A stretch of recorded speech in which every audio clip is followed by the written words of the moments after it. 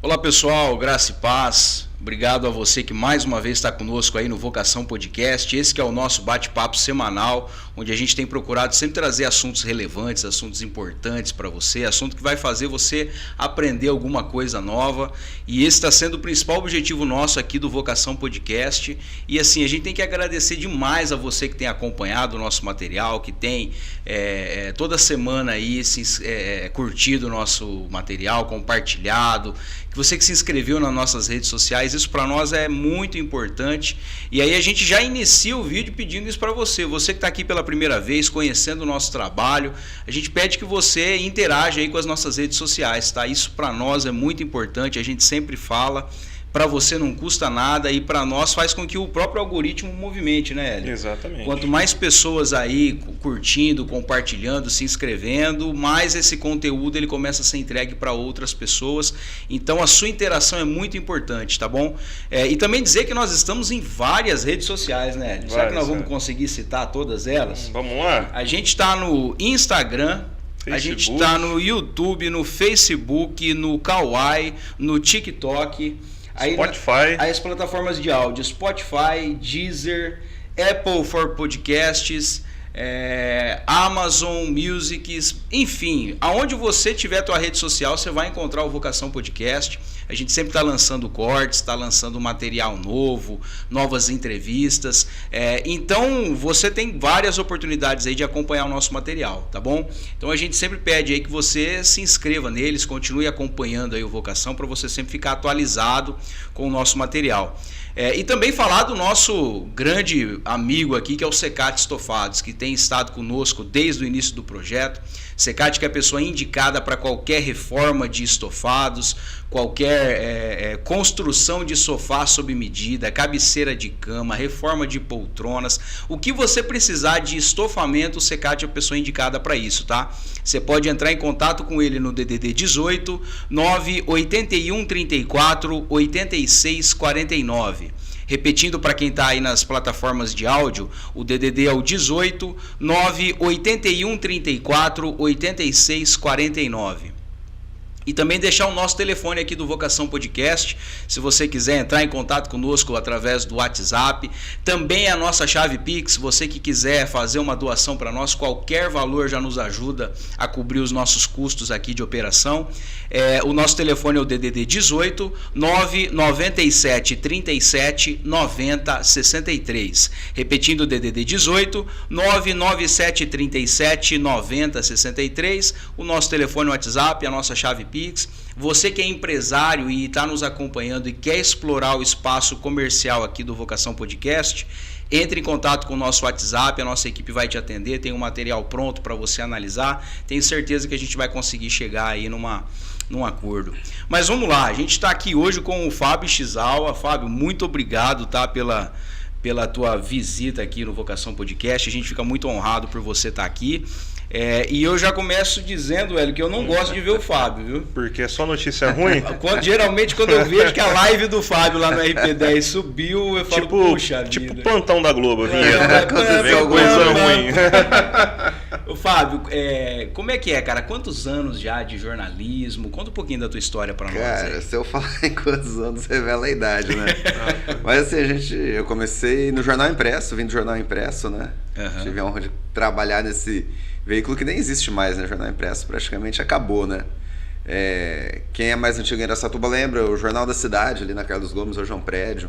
Folha da Região também, passei pela Folha. A Folha era lá no Nova York, lá, começou, né? Na verdade, quando eu trabalhei, foi anterior à época do Nova York, era ali na Afonso Pena, perto da Silva Jardim. Onde ficou o balcão? Isso, depois ficou só o balcão de anúncio, que na época explodia, né? Hoje em era dia, lá? A acabou. editora era lá? Ali era gráfica, era redação, era tudo concentrado ali. Nossa, é pequeno aquele prédio para tudo. Só que ele é comprido, ele vai até lá no fundo, ele é estreito, mas ele é muito comprido.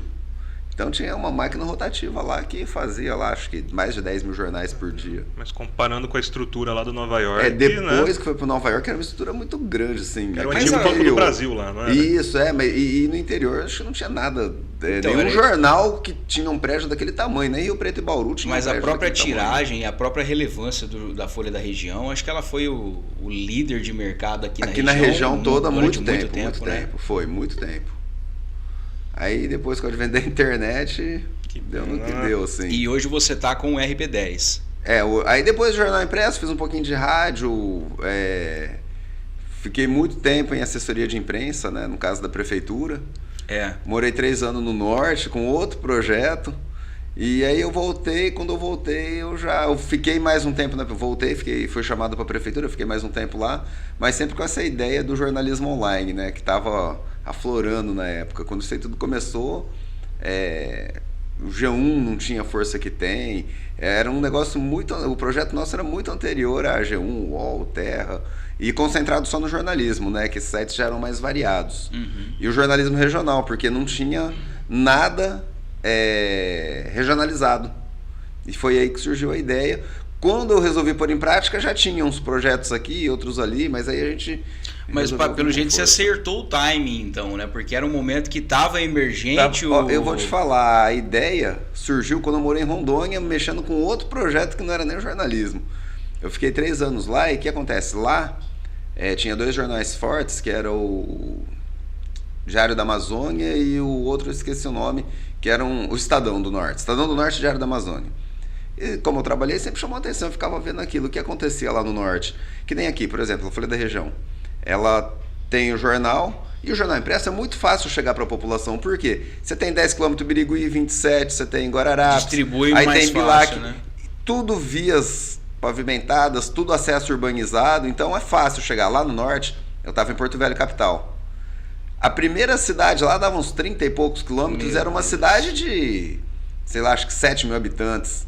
Aí as demais cidades era tudo assim, se você chegar numa cidade era 200 km, mais 200 km, acesso ruim. Ou seja, a distribuição era Como terrível, que você vai, né? por exemplo, aqui a Folha, você saiu o jornal 4, 5 horas da manhã, quando dá 1 hora, 1h30, já chegou nas cidades aqui da região. Ali você imagina chegar 200 km, aí depois mais 200 km, o jornal ia chegar e a internet já estava expandida ali naquela época.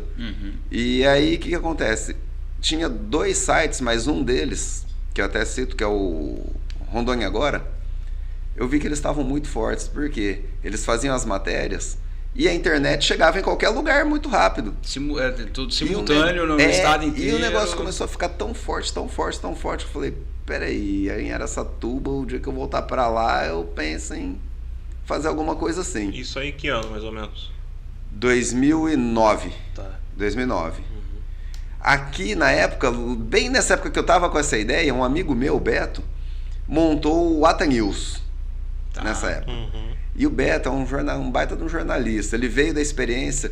A primeira vez que eu vi esse negócio forte em jornalismo foi a Agência Interior. Não sei se vocês lembram, que era do Afonso Toledo. Eu ouço dizer muito da A Agência Interior foi um plano piloto, assim, que ele começou aqui, Prudente, Bauru, foi passando esse negócio, e o Beto trabalhou lá. E a gente trabalhou junto na Folha. Na época que o Afonso Toledo começou com a Agência Interior, a Folha estava começando com a Folha online.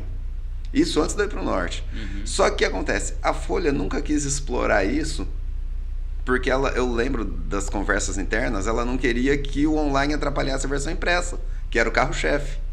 Então eles nunca investiram forte. O que era o online? Eles esperavam soltar o impresso para soltar algumas matérias no online, para as principais nem ia na íntegra, para não atrapalhar a venda do impresso. Mas e aí não tinha nem aquele sistema de assinatura online, né, que eles disponibilizavam? Não. Aí eles começaram a vender um acesso que você conseguia acessar e abrir o jornal impresso digitalizado. Esse eu tinha. Aí começou aí. Eu tive isso aí também por um tempo. Só que a Agência Interior não. Aconteceu um negócio, eles pumba e já publicavam e todo mundo via, acesso gratuito. Até na época que o negócio expandiu, o Carlos Nascimento, que era apresentador da Globo, estava vindo para uma reunião para comprar. Eu lembro disso daí, eles estavam vindo para uma reunião para negociar a compra da Agência Interior quando o Afonso Toledo morreu.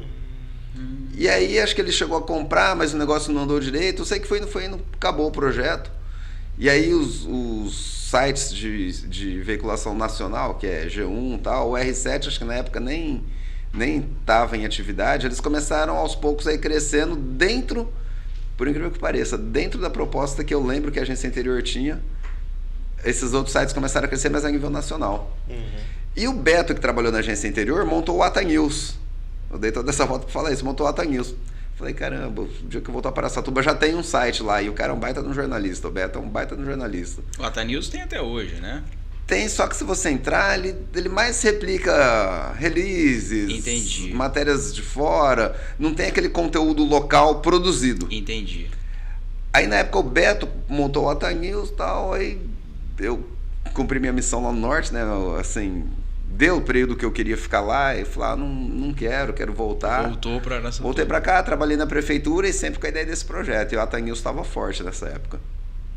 Aí o que eu fiz? Eu falei, vou pôr em prática. Aí o cargo que eu tinha lá era um cargo comissionado, né? O cargo é de confiança do prefeito, porque é assessoria direta. Sim. Falei, vou me programar para 2016, era o último ano. Falei, em 2016 eu coloco isso em prática. Só que em 2010 eu já tinha o registro do RP10, o domínio. Que não era RP10, era Regional Press, que é a imprensa regional. Eu me lembro. A gente até mudou porque eu percebi que muita gente tinha dificuldade. Era Regional Express tal, e aí o outro parceiro nosso, que chama Fábio também, falou, pega a Globo é G1, a Record é R7, o Universo Online é o UOL. Vamos reduzir isso, né? Aí a gente viu que o domínio RP10 estava vago, e pegamos e transformou. A gente tem os dois, né? O RP10 e o Regional Press. E aí o pessoal fala, por que RP10? 10 porque é uma coisa legal? Não, porque RP, que é a abreviação de Regional Press, e o 10 porque a gente é a 10ª região administrativa. Então você pega o CPI 10, The Inter 10, e a gente atua nessa região que é a 10ª. Entendi. Então RP 10, é Regional Press, imprensa regional da 10ª região. A proposta é essa. E aí, assim, quando eu fui implantar, eu conversei com um amigo meu, que ele começou com a gente, hoje ele não está mais no projeto, e ele falou assim, o Beto é muito amigo meu, a gente trabalhou junto, só que ele tinha um Ata News, falei, vou concorrer com o meu amigo. A gente sempre trabalhou na concorrência, porque ele trabalhava no Jornal Comarca, e eu no Jornal da Cidade. Aí ele foi para a Folha, eu no Jornal da Cidade. Aí ele foi para a Agência Interior, eu estava começando a cuidar da parte digital da Folha da Região. Falei, vai ser mais uma concorrência. Isso nunca impediu, porque negócio é uma coisa, amizade é outra, claro, né? Falei, vamos concorrer, mas Araçatuba é uma cidade grande também, foi uma concorrência saudável, né? Aí eu recebi um recado desse amigo meu. Ele falou, o Beto falou que ele ficou sabendo que você está montando e se você aceitar, ele queria vir com você. Mas ele já tem o Ata News, né? Já está com outros sócios. Não, mas ele abandona tudo. Ele falou que se você for montar, ele quer vir com você. Que legal. Aí eu falei, na hora. O cara é um baita de jornalista. Eu falei, na hora, tá dentro já. Conversamos, a gente se acertou, o projeto começou com 4, aí depois um foi embora pro exterior, o outro mudou de ramo, que no começo não é fácil, a gente trabalhou 1 ano colocando dinheiro, fechava um mês, quanto que vai dar para cada um? Tanto. Segundo ano e meio, todo mundo trabalhando sem ganhar um centavo. Depois que o negócio começou a engrenar, e às vezes a gente tem muita visibilidade, o pessoal fala, os caras estão bem, mas não é assim não, a gente rala verdade. Pra caramba. Eu costumo brincar com todo mundo, falo, trabalho tanto que não dá tempo de ganhar dinheiro. E como que foi essa virada aí quando começou a dar certo? Ela se deu a quais razões? Começou a ter muita visibilidade, aí começou a chamar a atenção, aí as empresas querem aparecer. Mas então o teu mercado basicamente é a venda de patrocínio para empresas. Só patrocínio. Entendi. A gente recebe um pouco do o Google ADS que eles falam, né? Que a gente tem os espaços agenciados lá que o pessoal vem, por exemplo, às vezes aparece propaganda que eu nunca... O próprio Rondon aqui de Araçatuba às vezes está lá no nosso site, já várias vezes. Nunca vendi uma propaganda pro Rondon, mas é via impulsionamento. Entendi. Americanas.com, às vezes Toyota, já vi lá. Que são algumas os marcas de dos carro. anunciantes do Google, né? Isso, Google. Aí vem a gente ganha uma porcentagem, é pouca, mas a gente ganha uma porcentagem em cima desse... E tem os locais também. E uma coisa que tá... Muita procura que tá tendo é rede social. A nossa rede social cresceu bastante e tem muita gente querendo aparecer na nossa rede social e não no site, na rede social. Entendi. Aí você vende espaço de visibilidade. Aí a mesma live que a gente faz jornalística, a gente faz para mostrar a empresa. do cliente. Hoje o carro forte, então, é a mídia social. Ali, pode dizer. Junta os dois. É. Eu tenho clientes no site e tenho clientes na rede social. Só que eu acho que a maior procura, não sei se pelo custo, é a rede social. E a rede social, como a gente vai, é live e tal, uma coisa muito direta, tá dando um retorno. Vou dar um exemplo. Eu fiz não sei se pode falar o nome da empresa. Pode. A gente fechou um contrato. Se for falar bem, podemos falar. A gente fez um contrato com um restaurante que chama Panela de Ouro, perto da rodoviária. Tá. Inclusive, por coincidência, essa semana foi a primeira live. Eu já vinha conversando desde o começo do ano, mas a proprietária estava gestante. Ela falou, espera passar essa fase toda, tal, vou ter que me afastar um tempo. E aí, semana retrasada, ela me ligou, a gente começou a conversar. Ela pediu as propostas, mandei, ela aceitou lá um contrato mensal, que era uma live por semana, durante um mês. E aí ela chamou a gente, eu fui lá, fiz a primeira live e falei, Mara, você vai gostar, vai ser legal, porque a gente tem feedback de outros clientes. Ela falou, fiquei afastada, eu voltei, o movimento caiu e tal. E aí fomos lá e fizemos a primeira live. A hora que acabou a live, eu falei, agora eu já tô aqui, vou almoçar, a comida lá é boa, não fazendo merchan, mas a comida é boa, caseirinha. Almocei, a hora que acabei de almoçar, ela falou, nossa, acabou a live, começou a pingar um monte de pedido no iFood nosso aqui, tocou o telefone. Caramba. No outro dia, era umas 10 horas, ela me mandou um áudio, falou, Fábio, vamos cancelar isso aí por enquanto. Ela já até pagou, tá paga.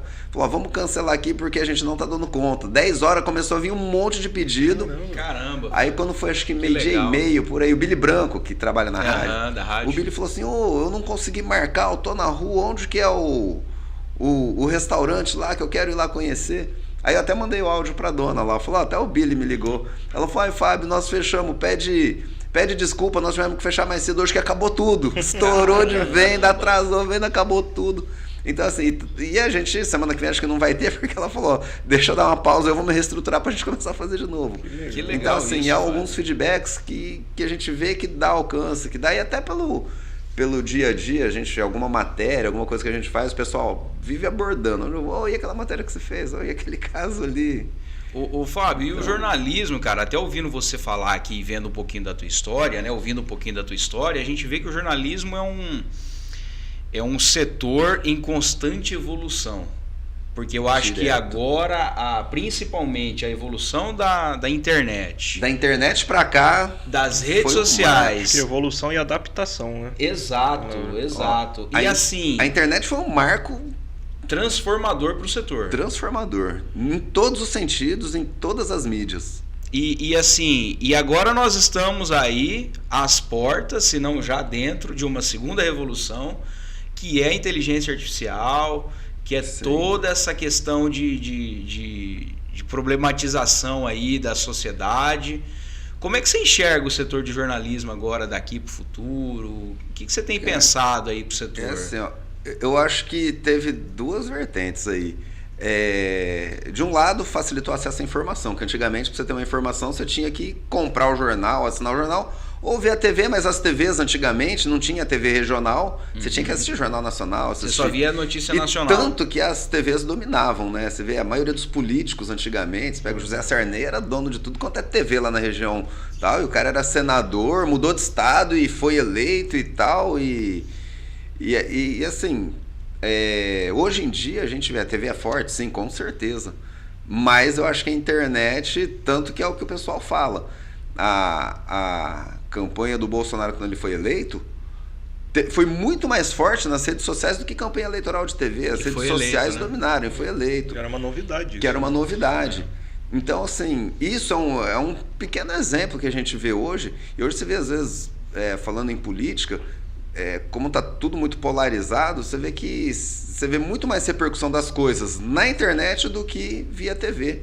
E às vezes a TV constrói uma informação e a própria internet consegue desconstruir de tão forte que ela é. Sim.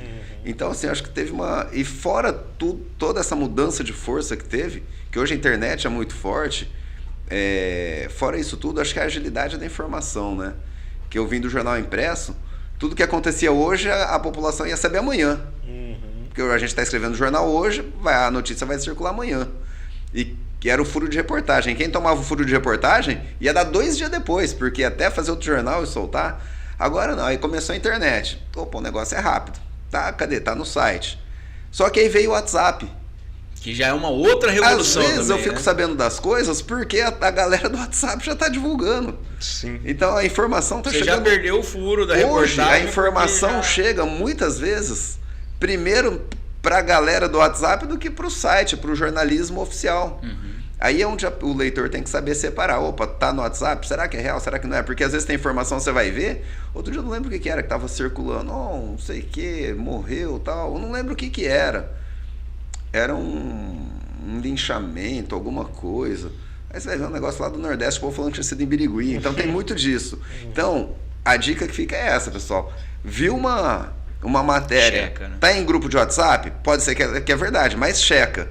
Porque, então assim, aí mudou muito a agilidade da informação. Hoje chega muito rápido. Muito rápido. Principalmente quando acidentes, o pessoal tá passando, aí passa para um grupo, passa para o outro, daqui a pouco a informação. Aí quando o site, o jornal oficial vai dar a notícia, tá todo mundo já sabendo, às vezes pela metade, mas já tá sabendo. E esse é um ponto que mantém vivo o jornalismo profissional, que é a credibilidade. A credibilidade, mesmo realmente. que você chegue um pouco antes que um morador, por exemplo, que está mostrando, o que você vai captar depois, e passar... dizer, né? um pouco isso. depois, perdão.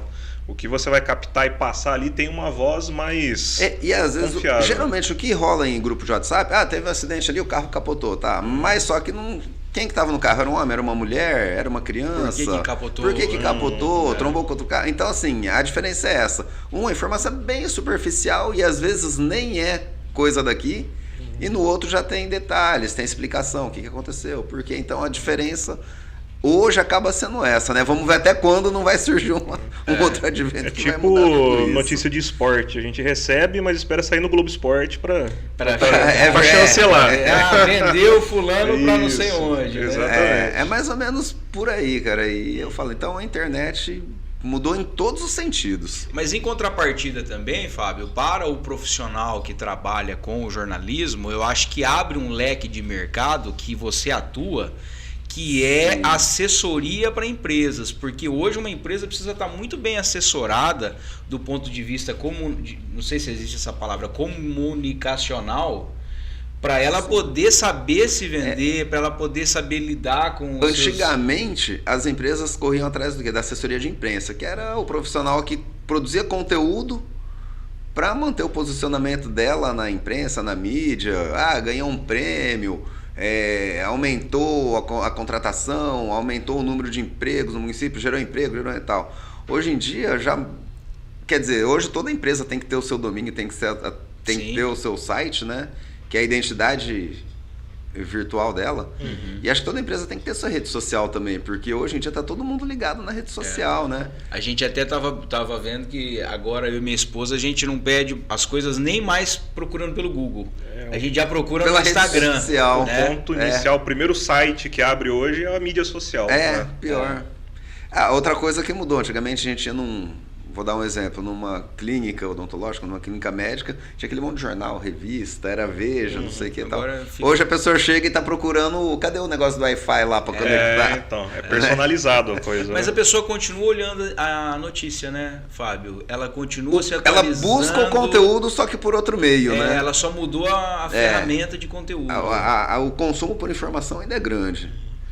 Tem público para todos, seja esporte, política, polícia, economia, tem público, só que é o que você falou, mudou um pouco o foco, né? Eles estão buscando em outros... E a pessoa ela deixou de ser um espectador passivo e virou um espectador ativo. Né? Você não precisa esperar o que vai vir. A informação chega. E acho que uma outra coisa também é o algoritmo, né? Porque a internet tem o tal do algoritmo. Então, por exemplo... A pessoa que consome muito conteúdo de polícia... eu gosto de ver polícia, conteúdo policial, um exemplo. Automaticamente vai ver o RP10, mas daqui a pouco tá aparecendo outro site, aqueles sites, informações ligadas ao assunto, começa a cair tudo ali. Então é um negócio que... E daí surgem as bolhas, né? Porque isso, justamente. O conteúdo ele vai ficando mais fechado, o algoritmo dentro do que ele busca muito e como que você vê isso, Fábio? A questão das bolhas. Eu acho que se a pessoa for muito acomodada, não é uma coisa legal, porque ela se fecha naquilo, né? Isso é um desafio para você, Fábio? Você está sempre rompendo com a tua bolha, enxergando... Eu pessoalmente procuro me diversificar, pessoalmente. Agora, para o público nosso do RP10, um exemplo... Pro público nosso, acho que é legal, porque é o conteúdo que ele vai e tá ali. De repente ele viu em outro lugar, mas tá chegando o nosso.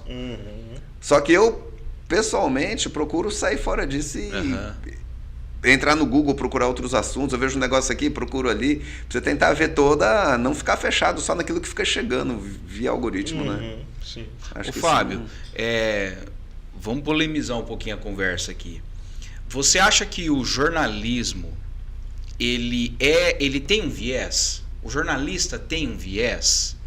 Ou o jornalismo, ele consegue ser totalmente independente? O que você acha? Ó, eu falo assim, nem todo mundo consegue. Nem todo mundo consegue. Mas vou dar um exemplo no RP10. A gente procura ser ao máximo e muitas vezes a gente acaba sendo taxado de não ser. Porque eu vou dar um exemplo claro do que acontece agora.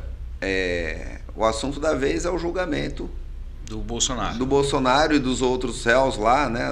No caso 8 de janeiro. E o que a gente não tá lá em Brasília, a gente não tá lá para ficar. O que chega pra gente o que eu fico vendo é o que todo mundo vê. Só que a gente usa fontes oficiais para poder levar isso para o nosso público. Então, o que é as fontes oficiais? Assessoria de imprensa da STF, Agência Brasil, que é a maior agência pública de notícias, né, de distribuição de notícias.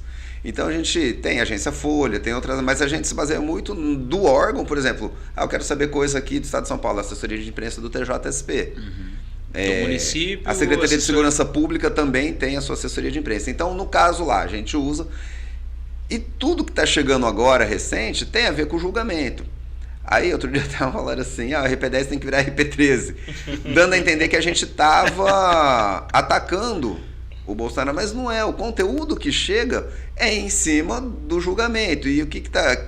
O réu é o ex-presidente e a turma ali que foi indiciada. Não que a gente está criando isso, já vem o conteúdo. Muito chato também, né? Já vem o conteúdo. Né? Aí quando, por exemplo, o ex-assessor lá do Alexandre de Moraes fez denúncia e tal, aí a gente solta. Aí ninguém fala nada. É obrigação, tá vendo? Tá vendo? Aí a hora que solta alguma outra coisa, durante o depoimento, não argumentar a contestação da defesa, tal. Lá, tá vendo? Já tá metendo. Então, assim, às vezes as pessoas levam pro lado pessoal delas e esquecem que a informação não é o site que está criando aquele fato. Ele pegou de um órgão oficial e só está repassando para frente. Sim. Então, e da mesma forma que quando alguma notícia que é desfavorável ao atual governo, aí os caras já começam, esse site aí, não sei o que, já está atacando Lula, é anti-esquerda, é antipetista. Então, tem esse negócio, às vezes, das bolhas, e sempre quem está sendo alvo, ou é simpatizante de quem está sendo alvo da matéria que seja, entre aspas, negativa, ataca. É a questão das bolhas, como você falou. Aí você falou assim, aí o tal do viés. Tem muita coisa que não, como é que fala? Que não, muitos veículos que não são. E tem muitos que são ou procuram ser. Só que nem sempre as pessoas percebem essa diferença. Até porque, que nem o RP10, fala, esse site é esquerdista, é bolsonarista. Que ligação já que a gente recebeu as duas acusações dos dois lados? Já. Então tá no caminho certo. Então é isso. Agora, assim, se os dois só que assim, acusaram, né? ultimamente a gente está recebendo um pouco mais de ataque do lado do pessoal da direita, porque é o que tá em pauta, é o julgamento. Mas assim, qual o interesse que a gente vai ter aqui de favorecer um ou favorecer outro? Cara, eu sou tão pequeno, o nosso aqui... Que ligação que eu tenho lá em cima para favorecer? Nenhuma. Mas quando vem algo fora da bolha, né, o pessoal já entende como um ataque, como ser contra, né? Mas a gente procura ser o mais... Até, por exemplo, aqui, prefeitura, um exemplo. Se tem alguma coisa, inclusive até quando o próprio atual prefeito assumiu, a gente teve uma conversa com a assessoria, falou assim, a gente não quer favorecimento nenhum, a gente não precisa falar bem, só falar bem, se tiver crítica... Vamos ser transparentes. A conversa foi bem franca. Falou assim, a gente só pede que ouça o outro lado. Tem uma crítica? Manda pra gente poder argumentar que às vezes alguma crítica que a gente tem uma resposta. Então, isso é legal, assim, mostra uma certa independência dos dois lados. E às vezes a prefeitura faz alguma campanha, dengue, não sei o que, ela faz rádio, faz site e tal. Aí às vezes as pessoas olham, lá, tá pagando lá para não falar mal. Recebe da prefeitura. Mas quem acompanha a gente sabe que às vezes tem matéria... o pessoal descendo a lenha aí, de repente, num determinado serviço, a gente recebe muita crítica com relação à saúde, pronto-socorro. E não é por isso que a gente vai deixar de atender. Sim. É claro que não dá para fazer todo dia, porque se for fazer, às vezes as pessoas acham que a gente resolve tudo quanto é problema. Chega muita coisa. E aí a gente vai ficar o dia inteiro só fazendo isso e não resolve o problema. Então, quando é uma coisa muito genérica, a gente faz, ouve o outro lado, e isso mostra imparcialidade. Independente de você chegar e ficar só, né, falando mal e criticando, sem ouvir o outro lado, atacando. Então, tem muito disso. Então, a imparcialidade ela está no ouvir os dois lados. Ouvir os dois lados de forma... Que nem outro dia eu tive um caso, até a pessoa mandou uma mensagem lá criticando a gente. Foi um caso numa escola de uma criança lá que teria sofrido uma violência. E aí eu acabei não ouvindo nem um lado nem outro, nem prefeitura e nem a família. Porque senão acaba virando uma briga. Quem que eu ouvi? O neutro, Conselho Tutelar. O que o Conselho Tutelar falou virou a matéria. Porque o Conselho é um órgão neutro que não está defendendo nem um lado nem o outro, está procurando o bem-estar do menor. Sim. Aí a gente fez a matéria e o lado que se sentiu prejudicado, que não... ligou não, mandou uma mensagem lá, mas enfim, acho que o importante é igual eles falam num divórcio, né? Tem o lado da esposa, o lado do marido e a verdade.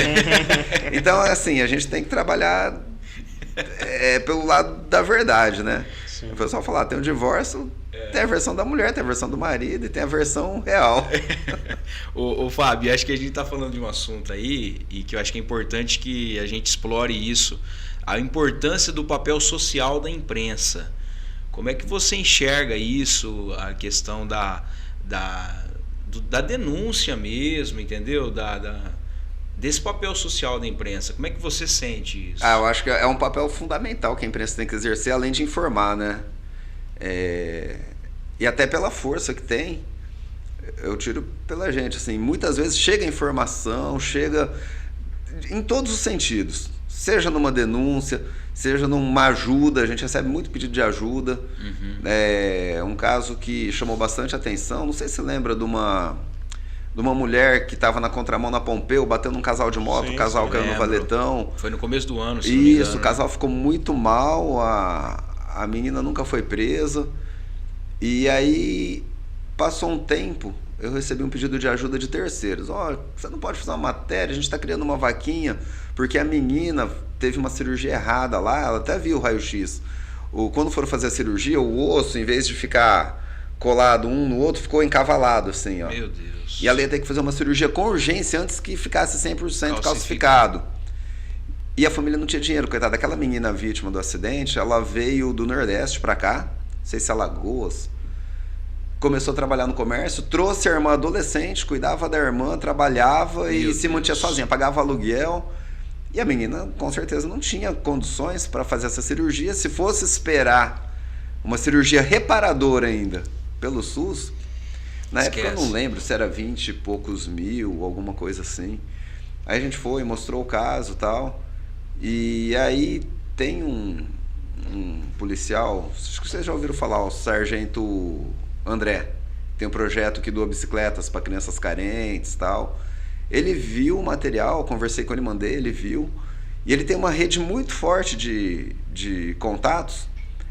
E ele, tipo assim, naquela tarde ele me ligou. Ele falou, contatei um cara aí, um parceiro meu, empresário, ele tá pagando a cirurgia dela. Olha Na semana seguinte, cara, a menina fez a cirurgia. Então, assim, é um papel, foi uma matéria que chamou a atenção e mobilizou. Às vezes, vaquinha virtual, não que bate meta, mas ajuda muito a dar uma alavancada. Então, tem esse papel. Tem o papel de, às vezes, um problema que está afetando muita gente e não se toma uma providência. Aí procurou a imprensa, de repente dá para dar um jeito, mas não é o salvador da pátria, não é fala assim, vamos chamar a imprensa que resolve. Não funciona dessa forma. É só mais uma força. Mas dentro do que você perguntou, é um papel importante dar voz para a sociedade, né? Mostrar aquilo que não pode ser exposto, é um papel muito importante isso daí. Fábio, e são quantos anos de experiência aí no jornalismo? Cara, muitos. Desde o impresso aí, passando por assessoria de imprensa e tal, uns 30. Uns 30. Qual que foi a Eu comecei recém-nascido, por isso. A matéria mais difícil que você teve que fazer, tanto no sentido de estrutura, quanto no sentido emocional, a mais difícil que te marcou? Cara, eu falo assim, emocional, teve várias. No começo da minha carreira, trabalhava no Jornal da Cidade, aí chegou a informação que acharam um feto, tinha acabado de chover, e tinha um feto, um recém-nascido, dentro de uma embalagem, jogado na frente do Araçatuba Clube de Campo, na Baguaçu. Caramba. Aí eu fui pra lá com o fotógrafo, inclusive hoje é o fotógrafo da Câmara, o AG. O AG Cardoso. O AG, ele é um dos caras que me fez entrar no jornalismo. Grande abraço, AG Cardoso. AG, ele é um dos caras que... A gente, eu falo assim, eu tô no jornalismo hoje, um dos caras que me deu aquele pontapé, é aqui, foi ele. Precisamos trazer o AG Cardoso aqui. Tem muita história, o AG tava comigo nessa pauta, ele deve lembrar bem.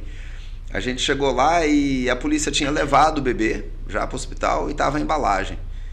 Aí a gente falou, putz, isso é a embalagem aqui. Aí, fuçando a embalagem, era uma embalagem de café. Sabe quando eles pegam vários pacotinhos pequenos, embrulha para entregar, era aquele papel pardo, e tinha um endereço. Falou, opa, peraí. Aí a gente pegou e foi no endereço, era uma loja. Nem a polícia tinha visto isso? Não, ficou para trás esse papel. Fomos no endereço, era uma loja lá na Marechal Deodoro. Aí conversando com a mulher, falou, eu tinha pedido uns café aqui para a loja, e realmente é meu endereço e tal.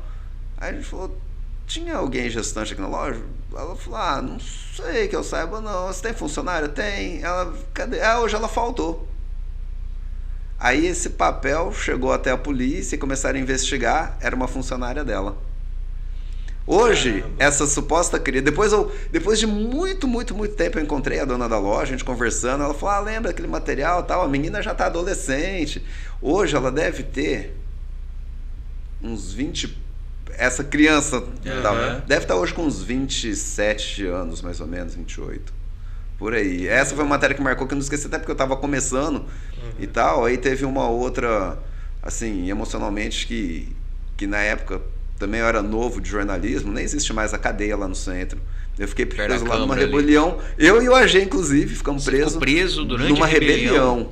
A gente entrou por acaso lá para procurar matéria. Não tinha WhatsApp, não tinha nada. A gente ia nos lugares. Passando lá, a gente parou já, vamos ver se tem alguma coisa aí, que ali funcionava o prédio da ADIG, que é Investigações Gerais, e da Entorpecentes, a DISE. Aquele ali na Gastão, ali, na General, do lado da Câmara. Perto da Câmara. Isso, ali funcionava a DIG, a DISE e a cadeia. A gente subiu a escada, na hora que a gente tá acabando de subir a escada, começa a escutar uns barulho igual tiro, era festim na época, né, e umas explosões. Aí eu corri lá de cima, olhei pro pátio, eu vi que tinha uns presos tudo no pátio, tava uma bagunça. Aí o AG falou, acho que é rebelião. Eu nunca tinha visto isso de perto. Eu falei, que rebelião? Saí correndo, desci a escada, na hora que eu fui sair do prédio, tava fechado. Já tinham fechado, ninguém saía, ninguém entrava. Subi correndo, aquela gritaria, e começou, a gente ficou preso de manhã até quase o final da tarde lá dentro. A rebelião em Araçatuba foi tão bem coberta pela imprensa. Aí eu lembro que na época chamaram o juiz corregedor lá, que era o... acho que ele faleceu, o Angrizang. Doutor Angrizang, acho que foi isso. Chamaram, e depois que ele negociou e tal, e acalmou tudo, que começaram a liberar, mas foi assim, nunca tinha passado por aquilo. Hoje eu sei que não teria tanto perigo pelo lugar que a gente estava. Mas, cara, novato, nunca só ouvia falar em rebelião em TV. De repente você tá preso no meio dentro de um prédio que tá tendo uma. Você imagina se tivesse celular fazer uma live lá de dentro? Não, rapaz, se fosse hoje, cara, que coisa. E assim, emocionalmente tem várias, né? Eu cubro política, mas eu faço muito polícia. E caso que envolve criança, adolescente, chama muita atenção, assim, é bem marcante. Eu não gosto nem de chegar perto. Teve o caso de uma adolescente que foi assassinada no Água Branca lá, violentada, assassinada, que lá foi bem marcante. Né? E você já teve que noticiar falecimento de amigos, de conhecidos? Então, aí é outra coisa pesada também, né? Teve um caso que chamou bastante atenção. Talvez o pessoal se lembre. Um carro bateu de frente com um caminhão lá perto da curva da 3X, faz uns 3 anos. É que acontece direto. Não, desculpa. Né? Não, esse foi um que chamou atenção, mas foi por outro motivo. Que o cara foi mutilado lá e a gente chegou bem na hora. Mas um pouco pra frente, tô falando um pouco pra frente, isso já tá com uns... Acho que foi na época da pandemia, um pouco antes. Um cara bateu de moto de frente com um caminhão. Eu lembro disso. Aqueles caminhão cara chato. Eu cheguei lá, tava assim, o cara tava estampado no caminhão, afundou assim, ele tava nessa posição. Aí a gente fez a matéria. E não sabia quem que era o cara, assim, moeu, acabou. O corpo tava lá ainda. Tava. Meu E tinha assim, só que ele tava esfacelado, questão de uns 30 metros, assim, vinha. Fizemos uma matéria, tal, um condutor da moto, né, não identificado, tal. Ele tinha invadido a contramão na época e bateu de frente do caminhão. Aí quando eu voltei, já saiu a identificação. Eu olho o RG, cara conhecido meu. Puxa. Da época de adolescência. A gente chamava ele de Betão até na época. E ele estava trabalhando com van e aí, assim, suspeita-se que ele tenha provocado acidente propositalmente. E aí, assim, a hora que você vê, você fala, caramba, aí fica aquele... E tinha um outro parceiro meu, o apelido dele é Cigano, muita gente vai lembrar dele, o Silvio.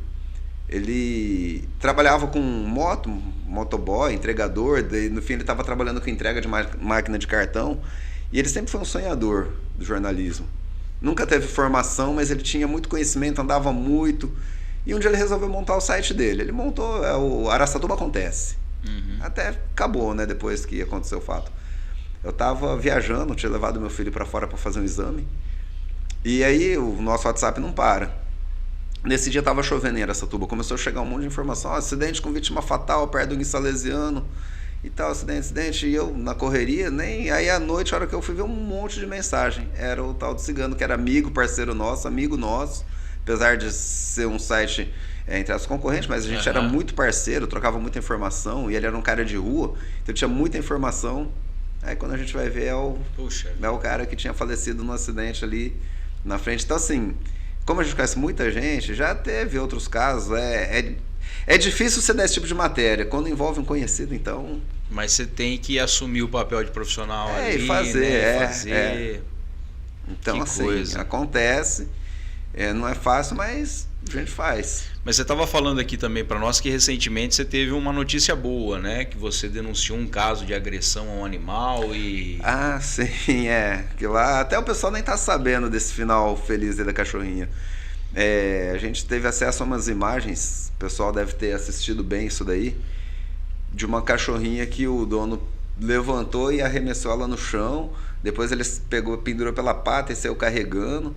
Chegou esse vídeo, falei, gente, que é isso? Chegou para você esse vídeo? Chegou. Você foi... Uma conhecida minha conseguiu o vídeo e me mandou, a gente postou. O RP10 foi quem levantou o caso. Tá. Aí a gente começou a chegar mensagem e tal, e o Rosaldo, que trabalha com proteção de animais, acho que é a PDA, a entidade dele. Ele descobriu o endereço, foi lá, pegou o cachorro, foi com a polícia, pegou o cachorro. Quando ele chegou lá, para surpresa dele, tinha 3 filhotes. O cachorro estava com doença do carrapato, desnutrido, os filhotes tudo desnutridos. Meu Deus. E a polícia ambiental até lavrou um auto lá para ele de infração de R$12 mil. Tá respondendo por crime ambiental. E aí ele levou os cachorros, passou acho que 1 mês e pouco, 2, ele falou, mandou a imagem, falou, como é que a Nina tá pronta para adoção. Os filhotes ainda não, mas ela já tá pronta para adoção, uma cachorra dócil. Eu tinha um cachorro macho, ela é fêmea. Eu falei, opa, aí já... Eu tava com aquela imagem na cabeça, falei, pra onde será que essa cachorrinha vai? Sabe quando você fica? Eu sempre pensei em arrumar uma outra cachorrinha porque eu só tinha um. Falei, legal, cachorro é muito ativo e eu fico pouco em casa. Bom ter uma companhia, É bom ter uma companhia. E eu falei, Rosaldo, tô pensando em ficar com essa cachorrinha. Ele, não, você vai gostar, ela é dócil. Ele levou a cachorra um dia lá e parecia que a cachorra era minha há muito tempo. Que legal. Tipo, ela interagiu e eu tô com ela faz uma semana, pouquinho mais. Em tese foi uma cachorra que você ajudou a salvar, então. Salvar, e hoje ela tá comigo, assim. A cachorra, eu vou te falar, que cachorrinha dócil. Que legal. Tá comigo. Falei, essa vai ficar comigo. Em meio a tantas coisas ruins, né? A gente sempre tem aí esse lado, né, de importante da assim, do jornalismo. E caso eu falo algumas coisas que chamam muita atenção. Caso envolvendo idoso, animal e os casos policiais em geral, né? Agora, animal e idoso chama muita atenção. Chega muito caso. Fala assim, é que eu não tenho nem estrutura, mas você vê cada caso, fala, putz, tinha que pegar esse cachorro. Tinha que pegar esse, sabe? É tanta coisa que a gente vê, absurda. E mexe bastante. Falou, o psicológico nosso tem que estar preparado, porque você lidar com muita situação. São profissões assim que, sinceramente, eu tiro o chapéu para quem consegue executar, né? Que é a profissão do médico, que tá ali, que tem que enfrentar a pressão, mas também é a profissão do profissional da imprensa, que às vezes tem que estar aí no meio do tiroteio, cobrindo. Já teve situação que você enfrentou tiroteio? Já. Verdade. Em Valparaíso. Fiquei no meio de um tiroteio na eleição para prefeitura. Meu Deus. 2000. Foi 2000 que teve a eleição. Fiquei num tiroteio lá. Tinha 2 grupos bem polarizados, igual hoje é direita e esquerda. Lá tinha 2 grupos bem polarizados. Cidade pequena, o bicho pega na eleição, né? E tava bem polarizado ali. 2. Como é que era o nome? Eu acho que até lembro o nome dos candidatos, se eu não estou enganado. Maria de Lourdes e Antônio alguma coisa. Eram os 2 grupos. E eu sei que um ganhou e o outro perdeu, e na época, eu acho que a própria agência interior deu uma gafe. Falou alguma coisa, eu sei que ele deu alguma informação que desagradou o lado que perdeu, dando a entender que teve alguma fraude. Eu não lembro exatamente, mas eu sei que por conta de uma notícia que saiu, começou a virar um tumulto na cidade. Eu tava na Folha, falaram, corre pra Valparaíso que o negócio lá tá feio. Foi eu e o fotógrafo, ele já falecido, Paulinho Gonçalves, e o motorista, chegamos lá, o negócio estava armado na praça. Tinha uma praça lá que tava uma muvuca e a gente na praça. Daqui a pouco sobe uma galera correndo para pegar a outra que tava na ponta de cima. E subiu aquela turma, devia ter uns 30, 40, com um pedaço de pau e tijolo, não sei o que, subiu correndo. Aí daqui a pouco eu escuto pá, pá, pá. E essa galera que subiu correndo volta tudo. Aí volta uma meia dúzia correndo atrás. Eu sei que eu saí correndo, agachei atrás da roda do carro, fiquei escondido, só escutando barulho. Daqui a pouco chega o fotógrafo com a mão sangrando. Ele tava tirando a foto, alguém mandou um tijolo, estourou a lente e pegou na mão dele. Aí ele falou assim, vambora, não dá pra trabalhar nessa cidade não. Bravo. Entramos no carro, saí fora, porque já ia sobrar pedrada no carro, e virou um negócio generalizado ali na praça nessa época. Quem é de Valparaíso vai lembrar disso daí. Entramos no carro, a hora que a gente tá entrando na Rondon, o pessoal da redação liga, falou, corre lá em Mirandópolis que tá tendo uma rebelião. À noite já. O que é isso? O fotógrafo tudo com a mão arrebentada. Foi aquela primeira mega rebelião que teve, que pegou várias unidades no estado todo, do PCC. Teve uma rebelião mega. Acho que eu me lembro. Aí a gente... Foi a primeira que teve. Aí a gente saiu de lá e ainda tivemos que ir lá pra Mirandópolis cobrir isso daí. Nesse dia. Caramba. Nesse dia. Ô Fábio, a gente quer agradecer aí a tua disponibilidade. Eu acho que fica aí o Vocação Podcast à disposição sua, da imprensa, quando precisar de alguma notícia, alguma coisa aí de maior relevância que a gente puder fazer para contribuir, a gente está à disposição.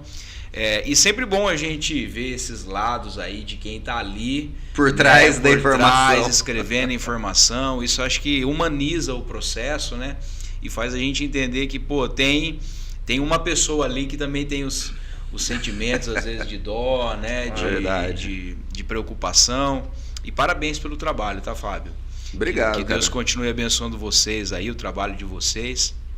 A gente aqui no Vocação Podcast sempre finaliza com uma história de Martinho Lutero, que Martinho Lutero foi parado na rua por um sapateiro e o sapateiro falou assim para ele, Lutero, como é que eu sirvo melhor a Deus?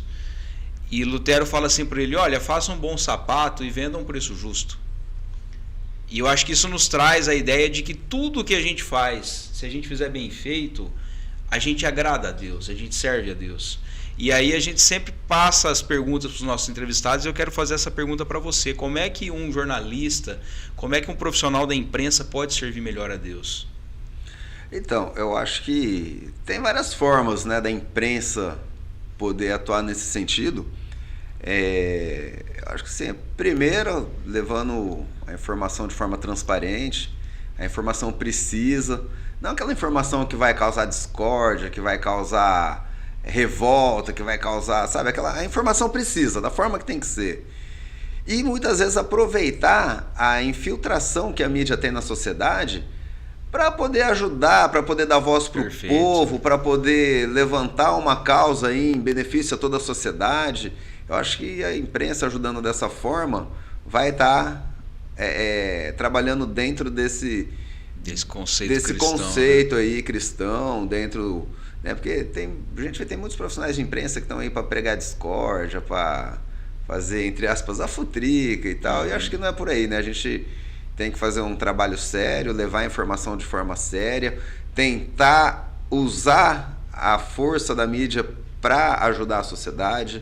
Então, acho que tudo isso daí faz parte. Maravilha, Fábio. Muito obrigado, tá? Eu que agradeço a atenção da gente poder expor, explicar um pouco mais, e parabéns pelo espaço aqui, muito bacana. Obrigado. E acho que, assim como o jornalismo, os podcasts, né, são outra forma de levar informação para as pessoas, né? De uma forma nova agora, né? Diferenciada. E dando voz, porque antigamente, só para finalizar, ninguém tinha espaço para dar voz para as coisas, não tinha.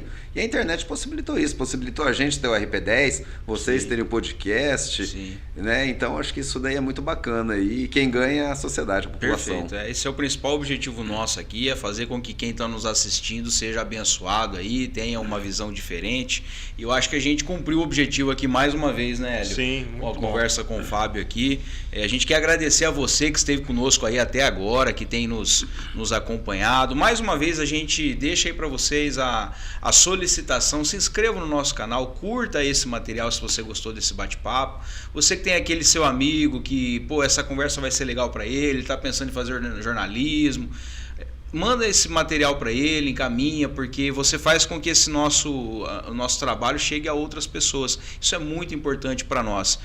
A gente quer dizer também aí que está o QR Code fixo na tua tela, com o nosso telefone WhatsApp. O nosso telefone é o DDD 18 997 37 90 63. Além de nosso WhatsApp, a nossa chave Pix. Se você quiser fazer uma doação de qualquer valor, já nos ajuda. Se você é empresário e quer utilizar esse espaço aqui para sua publicidade também, entre em contato conosco nesse WhatsApp. E também agradecer aí o Secate Estofados, né, que tem estado com a gente aí sempre aqui nos podcasts, uma pessoa que tem um trabalho relevante também, um profissional com mais de 12 anos de mercado, que tem plena competência aí para fazer o seu sofá sob medida, a reforma da sua poltrona, a reforma do teu sofá, uma cabeceira de cama. Você que está querendo fazer tudo sob medida aí na tua casa, daquele jeito que você sempre sonhou, entre em contato com o William Secate. Eu tenho certeza que você vai poder fazer isso aí num preço justo e com uma qualidade excepcional. O DDD dele é o 18 981 34 86 49. Repetindo, o DDD 18 981 34 86 49. Pessoal, muito obrigado. Deus abençoe a todos aí. E semana que vem tem mais um Vocação Podcast, tá bom? Um abraço, até mais.